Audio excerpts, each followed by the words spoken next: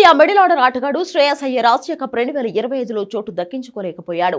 IPL 2025 సీజన్లో అత్యధిక పరుగులు చేసిన ఆటగాళ్ల జాబితాలో ఒకటిగా నిలిచినప్పటికీ కూడా సెలెక్టర్లు అతన్ని ఆసియా కప్ కు ఎంపిక చేయలేదు. దీనిపై పలువురు మాజీ క్రికెటర్లు బీసీసీఐపై మండిపడ్డారు. అయితే త్వరలో వన్డే జట్టు సారథిగా శ్రేయస్ కు బాధ్యతలు అప్పగిస్తారని ప్రచారం జరిగింది. దీనిని బీసీసీఐ పెద్దలు ఖండించారు.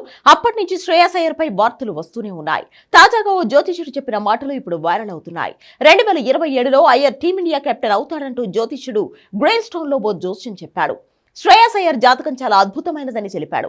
1994లో జన్మించిన శ్రేయస్ అయ్యర్ జాతకంలో ప్లూటో గ్రహం అత్యున్నత స్థానంలో ఉందని, నెప్ట్యూన్ గ్రహం కూడా అత్యంత శక్తివంతమైన స్థితిలో ఉందని పేర్కొన్నారు. అందుకే శ్రేయస్ అయ్యర్ ఏ ఫార్మాట్ లో అయినా భారత జట్టుకు కెప్టెన్ గా ఉండే శక్తి ఆయన జాతకానికి ఉందని లోబో అన్నారు. శ్రేయస్ అయ్యర్ జాతకంలోని గ్రహాలు 2027లో అత్యంత శక్తివంతంగా మారతాయని లోబో వెల్లడించారు. ఈ గ్రహస్థితుల కారణంగా అతను తప్పకుండా జట్టులో ఉంటాడని, అతని పాత్ర కూడా చాలా కీలకంగా ఉంటుందని అంచనా వేశారు. 2026లో జరగబోయే టీ20 ప్రపంచ కప్ లో కూడా ఆయన కీలక పాత్ర పోషిస్తాడని లోబో చెప్పారు.